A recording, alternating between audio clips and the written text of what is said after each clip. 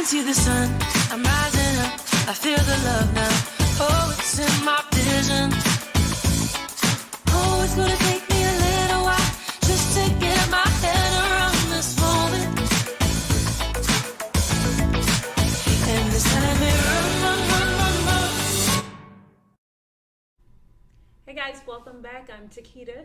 And I'm Kimberly. Welcome back to the second episode of the TK Podcast Show. Hope you were able to enjoy the very first one last week as we dived into secrets that lies within. Yeah, guys, it was a very powerful testimony and sharing of Kimberly, and I really hope you guys were able to see it. And for the ones that were able to see it, we've had some tremendous response saying how much you loved it and how much you were looking forward to this particular show. And so we're excited that this is part two. And in part two is very important because we're going to be dealing with triggers. And it will be very powerful. So why don't you go ahead and invite a friend to come and join us in this particular episode. While we're talking about that, before we really get into it, I want to share with you Kimberly's book about her life story. She's been telling her life story, as you know, now for over 20 years.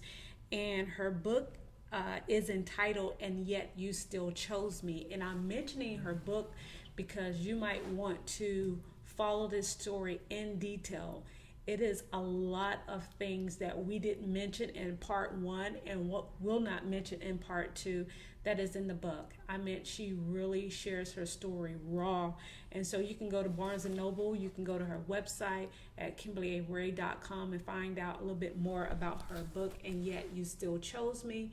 And we'll have some more information at the end of this broadcast. But we ended with a shocker because we were talking about how certain types of predators don't look like, you know, the same person that you envision in your head. And you were sharing with us in the last episode about being violated by a woman, a white woman who was educated, living in your neighborhood. And in that conversation we were getting into triggers, and that's where we are today in this episode. So thank you for joining us. And could you tell us about that story? Oh, yes, indeed. I was out to dinner and still had not quite dealt with it full-blown what happened. And we were at a restaurant, Italian restaurant, and someone next to us had ordered Brussels sprouts. And I hadn't heard Brussels sprouts for a while. And so it was probably like a decade? Maybe a decade and a half had passed already. And they ordered Brussels sprouts. And instantly, I turned into a 9-year-old girl. Wow. I got up from the table. I literally just froze at first. But just that word Brussels sprouts and looking at the Brussels sprouts on the table when they brought the food to the lady brought back instantly what happened to me at 9 years old. And I was with my ex-husband at the time, and I asked him, I told him we had to leave the restaurant. I was just so distraught. I got in the car and I got in the bottom of the car on the floor in a fetal position like I was 9 years old. And I remember just screaming and hollering saying, that bitch raped me. She put that object inside of me and she violated me. Why did she do that to me? But I think the unique part about that whole situation was I resorted back to 9 years old. And to scream and be in a fetal position, I went back to a 9-year-old girl again. And this is why, for me, it was important to allow myself to revisit every rape and every molestation head on.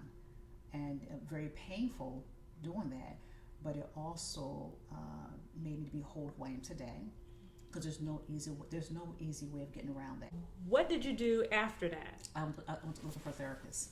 I went to look for a therapist. I had a psychiatrist. I had a therapist. I had to go. I was on medication for a while because now I'm going to open up really and sit with somebody and talk about this. And it was very scary. And I remember walking to her room for the first time, my psychiatrist at the time, and I just fell on the floor because I knew that was my moment, that I had to face what I was running from all these years. And I remember going to her office, falling flat on the floor, and she kind of got around me. She kind of held me because she's thinking in her head, what am I about to say?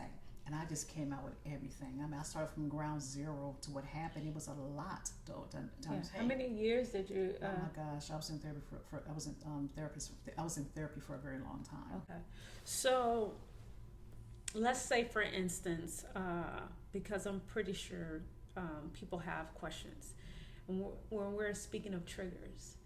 If someone right now is having a flashback, say triggers are like a flashback. If somebody's having a flashback, where do they start? I mean, what do they do in that moment? First, give yourself permission to feel that. That is important. Give yourself permission to feel that pain without making excuses. Without suppressing it. Right. Without saying, oh, let me get away from that. Let me not get a drink. Okay. Let me not go, cuss someone out. Give yourself permission to feel what that little girl felt. As in, give yourself permission to cry, to scream, to get upset, to punch a pillow. Give yourself permission to feel what you're feeling. Instead of going, like, say, for instance, on the next aisle, I got to get away from this. Because you hear people say that and you don't know why. I got to get away from this. I can't deal with it. I don't want to hear it. Putting the finger, get me away. Because there was a time where you couldn't hear a song. Oh, I couldn't hear Minnie Riperton for many years. Yeah. I mean, I just started listening to that maybe 15 years ago. Yeah. And the song's been out since 1970 something. I just couldn't hear the song because it was so traumatizing. Because once again, Leonard played that song over and over and he raped me. So I was traumatized by that song. But just recently, within the last 10, 15 years, I appreciate the song now. And that's because I gave myself permission to cry. I gave myself permission to say this was dysfunction, this was wrong. So you allowed yourself to go through every emotion that you could go through in that moment. So the moment someone has a trigger, Kimberly allow herself, instead of pushing it away, I allow myself to because embrace. a lot of times people think if you do that, it's going to be bad. If you do that, it's going to be more painful. But you have to actually feel the whole entire pain. You do, and I'm not saying it's going to be easy. It's going to be very hard, but I guarantee you, as you do that, you are validating your emotions. You're validating what happened during that time. You're giving yourself permission to cry. You give yourself permission to give your little girl, a voice. And by doing it, as you continue on each trigger, when it happens, it becomes less and less for one thing. Because if you don't, it will remain the same type of heaviness. Yes, it does. Is that what you're? The weight will be on you so heavy. It will remain the same type of weight, the same type of heaviness. Yes. And so to block it or to push it or to press it down, you would stay in that same place. Yes, Not that you don't go on in other areas to be, good, but in this particular area, it will remain that same weight. It does. But if someone allows themselves to go ahead and embrace that feeling, go ahead and feel every emotion, whether it's anger, whether it's, like you said, hitting a pillow. Once you do that and continue to go through that process, then it gets easier. It gets easier. And I remember that. I remember, it's just going to sound crazy. Once I did the work, went through the process, like I said, it's not easy, but if you're trying to become whole and trying to switch Kimberly, little Kimberly with big Kimberly, where big Kimberly's in front of little Kimberly, protecting her, there's no other way getting around this. Yeah. But I remember when I first started to forgive. That was big for me. When I started to forgive, I knew I was getting somewhere. I started to forgive those who violated me. I started to forgive those who were supposed to protect me.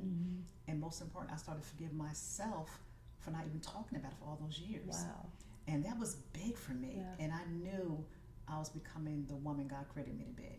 Let me tell you why that's so powerful. Because sometimes people feel like if you talk about it, you haven't forgiven. Yeah. If you talk about it, you're not whole. Right. If you talk about it, you're not healed. Yeah. How many of us have heard that so many times? If you talk about it. But there's a difference between a person who is called or passionate or anointed, I'll say, to help and heal other people by their pain. Yeah. So you can be whole and not talk about it. Right. but you definitely can't be whole and do what you're doing. Yeah, and this As this is why I do breaking the silence. Yeah. Because we know breaking the silence means I'm talking about it. I'm going to be whole. And you said something a minute ago. You said you can be whole and not talk about it. That is true. But the difference is if you're not talking about it and you haven't dealt with it, you're not whole. Right. So if you dealt with already and you choose not to go that route, then you're right. It doesn't Exactly. take away who you are. And you're Yeah. still going to be whole the same But way. don't think that the people who are talking about it, Right, who that they're have, not. yeah, Yeah. that they're not whole, and that's Correct. why I like what you said about forgiveness, because that's the key, and it's hard to get there Yeah. if you don't go through the process. Yes. But when you go through the process and you have forgiven. And you're able to share your pain for a purpose. Yes, for a purpose. That is exactly what you're doing. You're Yeah. sharing your pain for a purpose. You're not just talking about it because you feel like you can't get free. Correct. Yeah, you weren't free when you wasn't talking about Right. it. You were 100% still right. muted. I was But still muted. I think you mentioned a little bit at the first episode. The more you share. Yeah, the more you see a light in the tunnel. Yeah. And so I just became nonstop. And, like I tell people, this is the mantle God has given me, and I probably do this the rest of my life. But I remember writing letters to those who have molested me and raped me, and those who took advantage of me, and those who dropped the ball. And I just throw them in the trash, or sometimes throw them in the mailbox. Anything to release myself from any kind of bondage, anything that's going to keep me from being bitter. I did that. So I was really big on journaling and writing letters. I sometimes put them in a mailbox, not without a stamp, just throw them in a mailbox and let them go to Mary, just get them out of my system. Oh, that's great. Yeah. So one of the keys you were mentioning was if you have a trigger, yes, allow yourself to cry, to scream, to shout, to punch a wall. That's to express. Allow give yourself permission to express that hurt, that pain. Yeah. Another key tool that you're sharing with us also is to journal. Yeah, journal. Journal's very good. Journal. I mean, take yourself back to the first time it happened. And I know this is going to be very painful, but I can tell you it works. Yeah. If you want to really be free and allow yourself to know who you really are and acknowledge that little boy or that little girl, take yourself back to the first time you were violated. Rather it was mentally, emotionally, sexually. Take yourself back how you felt. And write yourself a letter. Journal how you felt during that time. And allow yourself to have a good cry, a good scream. It's okay to do that. Those are healthy emotions that God has given us. Take yourself back to that time, that very first time that caused your life to turn. And then start the process there. Yeah. And then build from there then. And what I encourage you to do is go back to every place in your mind that you felt that you were violated, that you were not felt that you were violated or abused sexually, mentally, or either abandoned. Take yourself back to how you felt during that time and write about that. Tell yourself it's okay to cry, it's okay to scream, and let your little girl inside you, let your little boy inside you know that, hey, they matter. You have not forgotten about them, and I promise you this will work for you. Yeah, and it is significant to allow that person to feel validated, their feelings. Yeah. And don't be afraid to get a psychiatrist. Yeah, I was getting ready to say, sit down with someone. There are so many, in every city, there's so many places in every city that offers free counseling. This stigma that, if you get counseling, you don't have the faith. That is so backwards and so ignorant to me. If God has given us doctors and psychiatrists with gifts that He's blessed them with. So, get in the chair, sit with somebody and cry that stuff out and work those things out because you deserve to live your best life ever. And so does your children. They want to know who you really are, your spouse. They can't have the fullness of you until you deal with what took place in your own life. You can't have the fullness of you, and you deserve that. And it's so funny how when you were saying sit down with someone, that sometimes that we've gotten so much better in our society when it comes to counseling. Yeah, definitely. But again, if you're wrestling with this, the stigma of if I bring this up, I'm going to be back in bondage or back in chains, or I'm gonna get depressed. It's not a happy place to go. I want to stay in my quote happy place, but in your happy place, I guarantee you, if you haven't dealt with it, it has cracks. Oh, it has a lot cracks. of cracks, Okay, and believe me, so. it only takes someone to say the wrong thing, Yes, to indeed. do the You wrong wanna thing, to snap. hear the wrong thing before we see those cracks Yes, very showing. good point. Yeah. And but getting the help you need, sitting down and talking to someone. I know it has a stigma to it, but like I said, we've gotten better in our society with talking about counseling and getting counseling. And we have to understand that if you would go to the dentist because you have a toothache, if you would go to get your back checked out, or if something's wrong with your back, or if you're having hip problems, if you would go to the doctor for any of those things, why not sit down with someone if you're carrying a mental weight or a mental trauma? If you had trauma to the thigh, if a football player, NFL player, or basketball player, when they hurt parts of their body, right then they try to get that thing tended to, so it won't have any something in the future that can really damage them. And same thing with your mind. Oh yeah, definitely. And I just want to say something also too, that you, without the right therapy, without dealing with your trauma, you can not only can you're not able to give love, but you won't even receive love properly. So let's talk about that. Yeah, you can't even receive the proper love. Sometimes we dumb down. I hate to say that word because we don't see our value, and we can't give it because the fact that we're stuck in as a child. And what happens? So in order to give it and receive it, you have to do these steps. And some people love sick. Oh my gosh, they love sick. They love sick. They love dysfunctional, and they love in ways where sometimes they're detached. Yes. Or they are too what do you call it? Codependent. Oh my gosh. Or they are too disconnected, and that person said, "Well, I can't feel you," because there's a trust issue there. Yes, indeed. You're scared to actually give someone your heart. Yeah, and you can't. You said some minute ago, you're codependent. When you have unresolved triggers in your life or unresolved trauma, you're going to look for your spouse or your significant other to give you something they can't give. Right. It's impossible. Yeah. Only person who can love you wholeheartedly like that is God, for one thing. That's the number one thing. And even to receive the love of God like that, you have to take God to where it hurt at, where it happened at first. And that's another thing, taking God exactly to the place that first violated you. And sometimes we don't even want to do that. Right. And that's scary. We want to sing it off, or we want to faith it off. Shout it off. Yeah, and that's unfortunate. That doesn't work. It's not 1, 2, 3, shout, and it goes away. And also, you can't gym it out. Yeah. Because it is good to have a hobby. Right. It is good Go to gym, have something else you can do. I think you can add those things to it. Yeah. You can add going to the exercising. You can add those. Those things are healthy things to do to assist you in getting to a place. But it should not be the only thing you do. No, and I can tell you from my own self, when I was doing cocaine, trying to quiet the voices, or trying to quiet the visions I was seeing as a child. You're high for a moment. Once the high comes down, it's still waiting for you.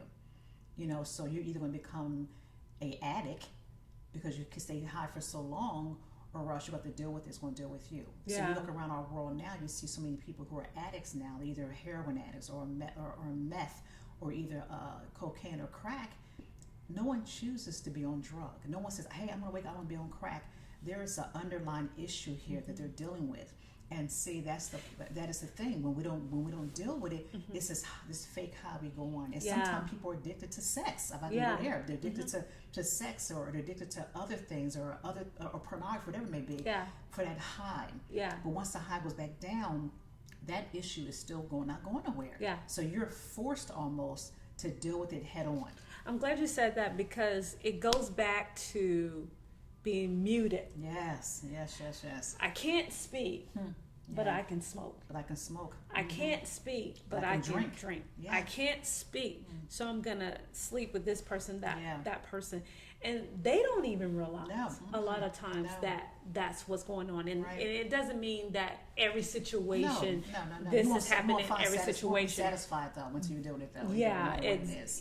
every Yeah. situation somebody's doing that Right. means they had this type of trauma. No, Not at we're all. not saying that. No. But it is important to note that a lot of people that have had these type of experiences are speaking in other ways. Yes, they are. And so it really behooves us to look in our families, amongst our friends at times, and see past behavior. Yeah. Because sometimes we can be so hard on each other, and we're not looking past behavior, especially something that you mentioned, I believe, in the other show. If not, it was a conversation with us, paying attention to our own kids and looking at the body language and looking if a person was outspoken, all of a sudden they become silenced. If a person is normally happy, all of a sudden they are not smiling anymore. They're no, and sometimes even through a smile. Yeah, even through a smile. Even through a Read to that smile, you can see pain. Yeah, there's you something can, there. Yeah, you can There's see something that there. something is bothering them. Definitely. I just want to encourage us all Yeah. to, when it comes to judging our family and judging our friends, I'm not saying that it sometimes they don't need to be judged, but you need to look sometimes past the behavior and actually really see the pain that they may be going through. Because like you said, nobody wakes up in the morning and says, I want to be a crackhead. You just, that's something you choose to do. But some pain is so deep and so traumatizing. That's the only way. That's their only outlet. I hate to say that they think, and it's not that. That's not that they even think that. They just feel that can get some kind of comfort for the moment. Or quiet the voices. And I like how you said that, quiet the voices. And when she's saying that, she's really talking about those triggers, right? Yeah, those They're triggers. talking about triggers. They're there. They're quieting coming. the voices in your head. You go into a fancy land for a moment, but after a while, that high comes down, and they're still going to be waiting for you. So we have to make choices to say, look, I don't care if the family talks about me. I don't care what they say about me. I don't care, if blackballed, whatever it may be. You owe it to yourself. I mean, I think I would say, look, Kimberly, or whoever, you've been through so much pain. Why go out in this world not giving the little girl her just due? I mean, I just think it's a disservice. That's why I think about that. Yeah. And I wish I could have did it sooner. How long did it take you to get? Because I know you now. Right. I know you as the woman of faith, a prayer warrior, a person that shares your story around the world, fierce. I know you as whole. I know whole people when I know you as the whole healthy business entrepreneuring woman. How did you get here? It took years. It took every day I have to. And the woman that's nurturing and warm. I want to say that. I want to use that word, warm. You're not the angry woman or the angry black woman. But that's what you used to be. So I was. Yeah. And just doing the work, literally looking warm and kind. Right. If anybody knows her, she's a warm, kind. I look at myself as being a nice person, but here meeting another warm, kind person, not the angry, stereotypical person who went through pain. And nothing wrong with that if you're going through your pain, but you still want to get on the other side of it. And how did you get on the other side? Just doing the work, as I said, not allowing when I have a trigger to push it aside. Knowing it was okay for me to cry, to be upset, and not to justify what happened. Sometimes we justify what happened, by allowing certain people to give a pass. You can't justify it. So there is a difference between forgiveness. And I can forgive, but still not justify it. Yeah, right. I can forgive you and don't break bread with you. Put it that way. I say I can forgive you. That means we're gonna go shopping. I'm forgiving for myself for one thing. But also I'm forgiving because the fact that I don't want to continue. I don't want this to continue on in my life. But make it very clear. This is not something that can be rushed. Right. This is a slow, magical process. It is a crock pot, I call it. You have to get into the crock pot and it's going to slowly cook. But if you do the work and allow yourself to really go back to that little child and go back to, I bears repeating, go back to the first time it happened to you and start that process with that and take your time with that. So do you believe if a person goes through the process, like you said, when they have a trigger, this particular time, say you've been pushing it away, suppressing it, but this particular time I'm going to have a trigger. When I have my trigger this time, I'm going to allow myself to go there.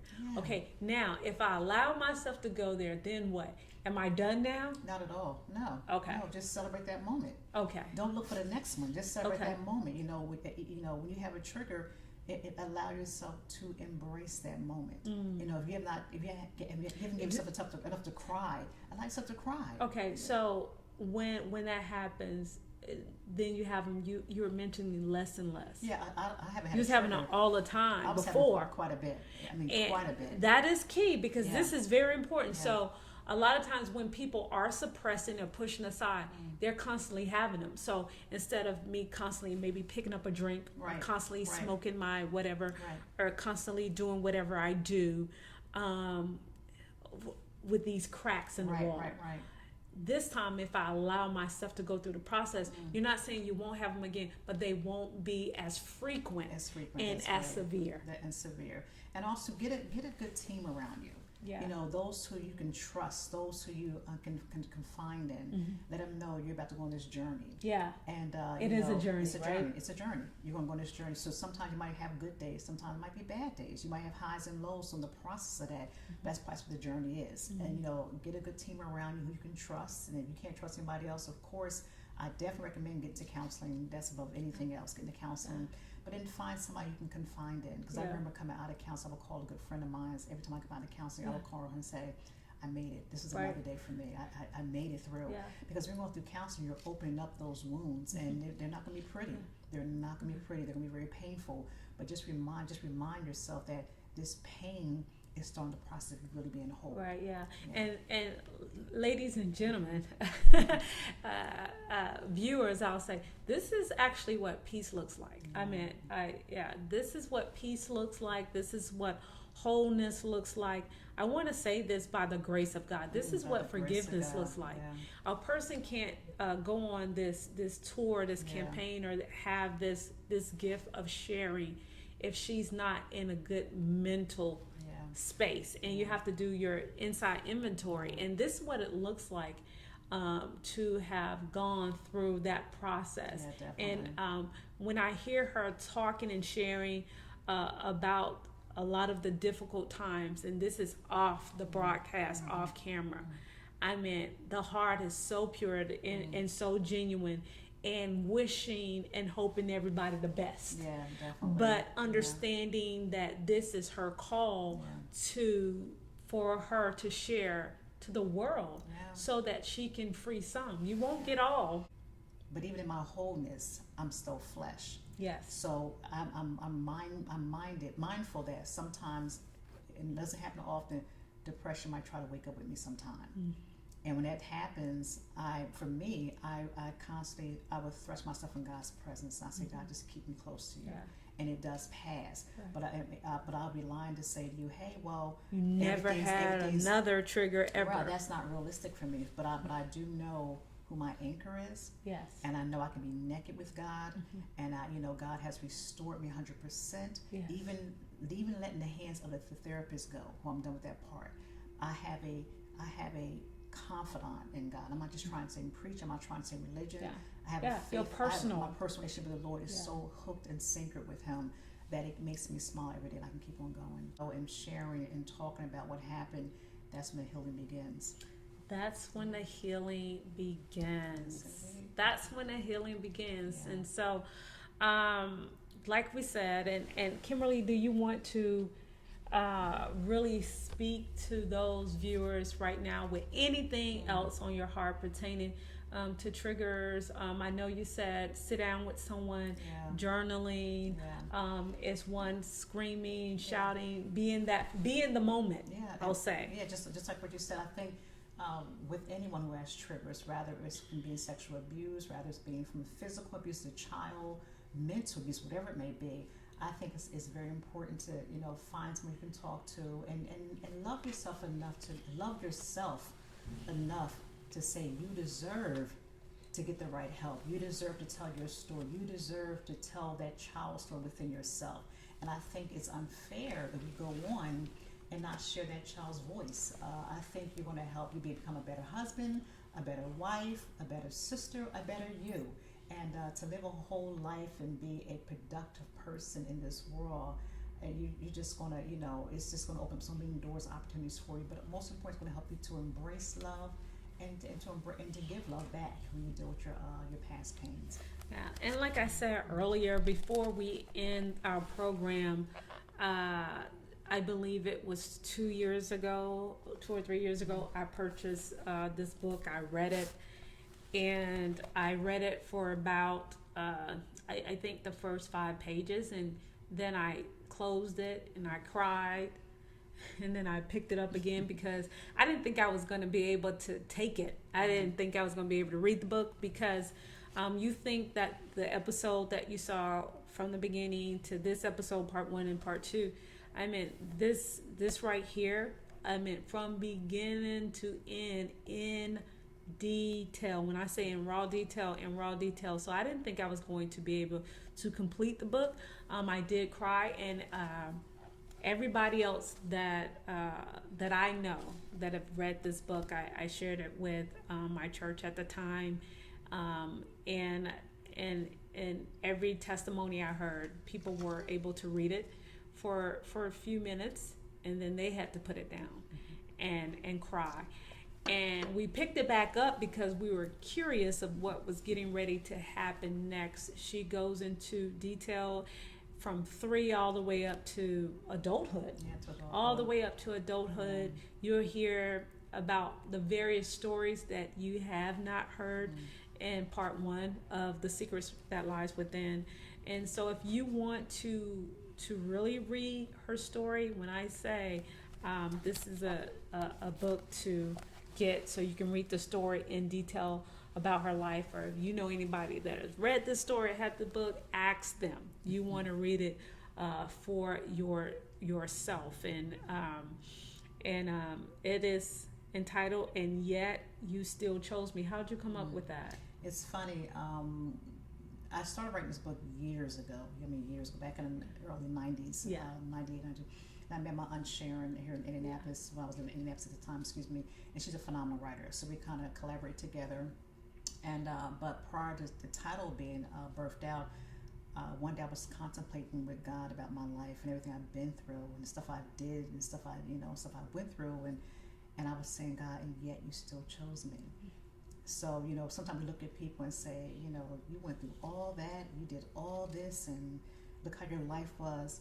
But I said, God, but yet you still chose me. Yeah, just imagine, guys, if you haven't seen the first episode, we did an intro. I think an intro looked like a little 1.5-minute documentary of what Kimberly went through and the pictures that we showed of her at the age of 11 years old.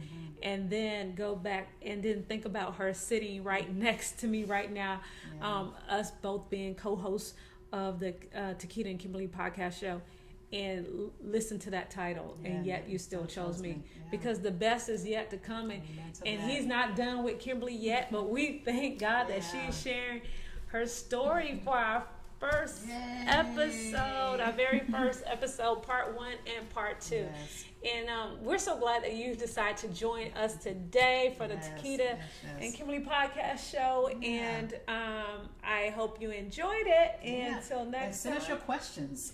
Email us, send us your questions. Email us at tktvhouston@gmail.com. Right. Any questions or concerns you may have. And yes, I will answer any questions or any concerns.